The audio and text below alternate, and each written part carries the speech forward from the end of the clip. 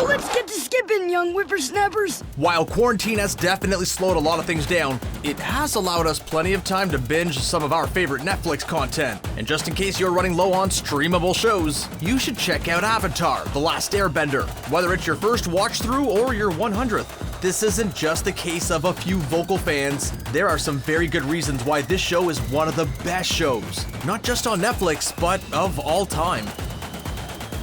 It's easy to look at Avatar: The Last Airbender and assume it's a show for kids. It's an animated show and the protagonist is a 12-year-old boy.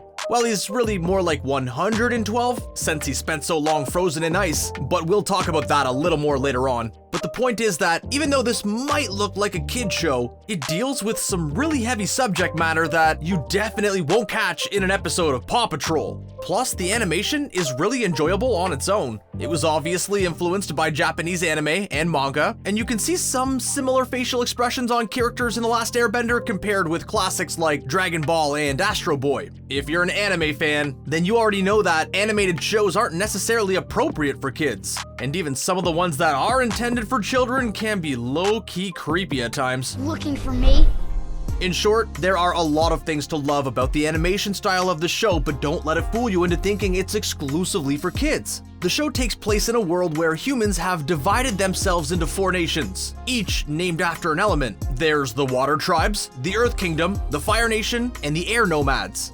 Within each of these groups are people with the ability to manipulate their nation's elements using martial arts. They're known as benders, and although their powers are impressive, they're limited to the element of their nation. The one exception to this is the Avatar, who has the ability to bend all 4 elements. Naturally, this is a coveted position, and in theory, should mean that they act as an arbitrator between the different groups to maintain harmony and an important sense of balance. Once an avatar passes away, their spirit is reincarnated into a new avatar, who then has to learn to bend all of the elements starting with the one in their home nation. This was working out well for some time, until the perfect storm happened. Well, and a literal storm. As you probably guessed, young Aang is an avatar who was intimidated by the task before him. When the Fire Nation started a war, Avatar decided to give up the whole peacekeeping aspect of the job and fled. He was caught in a storm and ended up stuck in an iceberg for 100 years. In his absence, Fire Lord Sozin decided to make sure he was gone by wiping out the Air Nomads entirely.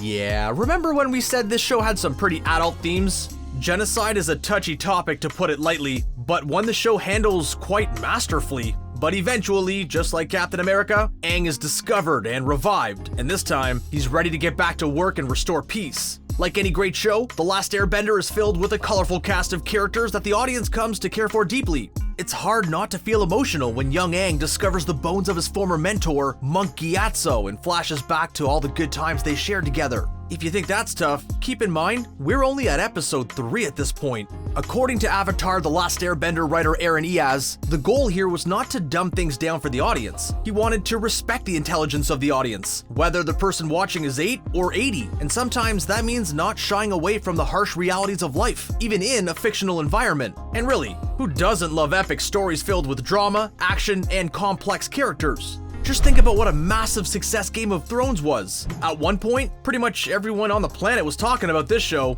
you know, until season 8 came out. Please don't. But we're not bringing this up just to bash Game of Thrones. We're just pointing out that a lot of the elements fans enjoyed in that series also exist in this one. And unlike Game of Thrones, they don't all get buried under rubble at the end of the show, either metaphorically or literally. We don't want to give away any Avatar: The Last Airbender spoilers here, but if you were left disappointed by the way your favorite Game of Thrones characters behaved in the final season, you should really give it a watch. It's the perfect mix of fun fantasy elements combined with realistic characters and concepts. Many Game of Thrones fans were disappointed in the character arc of Jaime Lannister. He started out being oh so easy to hate when he pushed young Bran out a window and was caught, well, in an awkward embrace with his sister, Cersei. But then we came to know and love him as a complicated man trying to do right despite his past wrongs. Before, you know, he threw it all out the window just like he threw Bran all those years ago. We don't want to spoil anything from The Last Airbender, but let's just say that Prince Zuko starts out an awful lot like the Kingslayer. Oh, minus the sister thing.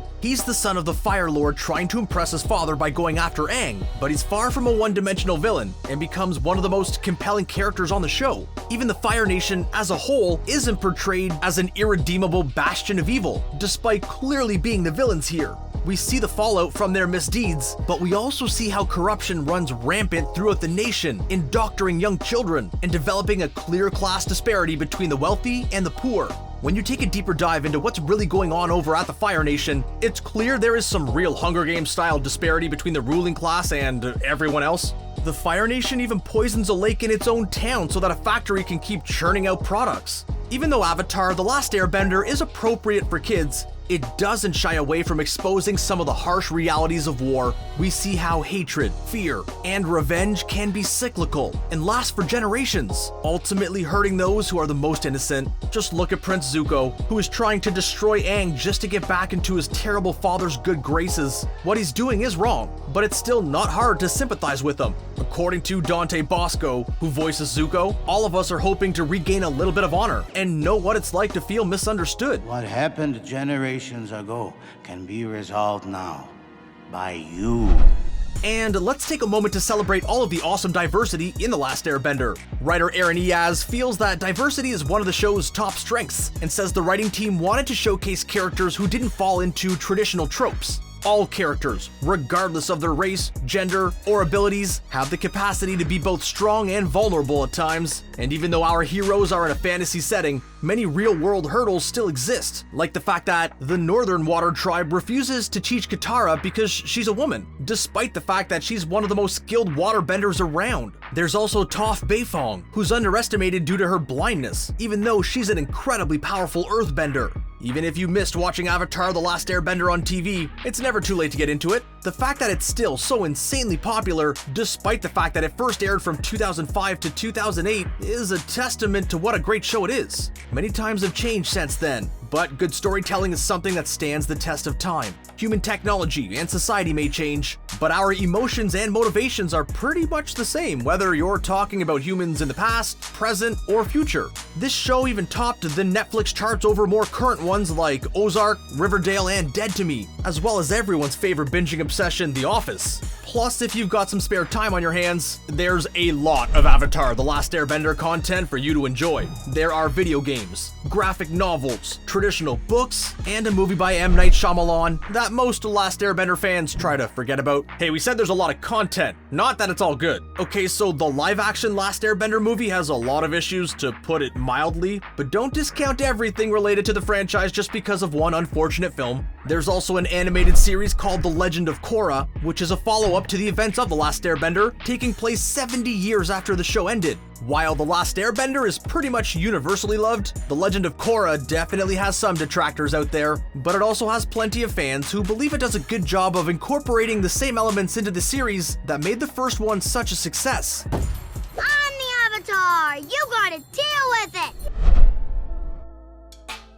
Avatar: The Last Airbender is a great show, and if you feel like you missed out of watching it on its first run, now's really the perfect time to catch up. That's because Netflix is working on a live-action series based on the show. And yes, this is cause for celebration and not panic, even though we admit the live-action movie is notoriously underwhelming, mostly because The Last Airbender creators Dante DiMartino and Bryan Konietzko are fully on board. They know what made the original animated series so successful, and perhaps more importantly, they and everyone else know what didn't work about the live-action movie. According to the creators, this series will be a chance to introduce audiences to Aang and his friends in a way that they've been envisioning for a long time now. They said Netflix is willing to give them the support and the resources they need to bring their vision to life, with a culturally appropriate, non-whitewashed cast, of course. Yes, even the creators of Avatar: The Last Airbender aren't above taking jabs at M. Night Shyamalan's movie. They hope that this new series will be more than simply a reenactment of the animated one, and will allow them to tell more of the story than we've seen so far. And who knows? If this show is a hit, then it's possible that The Legend of Korra will get a live-action adaptation as well. So really, if you're not watching Avatar: The Last Airbender on Netflix right now, you're already behind. And if you've already seen it, then you're probably not watching this video because you're binging it too. Let's write history.